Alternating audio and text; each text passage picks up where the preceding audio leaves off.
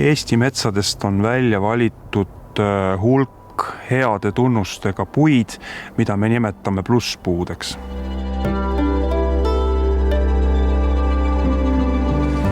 Aga me nüüd ei tea, kas selle puu head kasvu, häid kvaliteedi omadusi põhjustab see, et ta on sattunud soodsa koha peale kasvama või pärilikud omadused.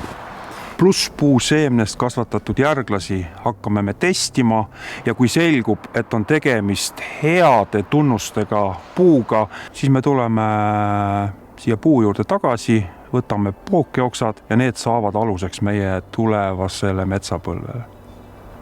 Mida kiiremini uus metsapõlvkond kasvab ja mida kvaliteetsem ta on, seda paremini seob ta süsinikku.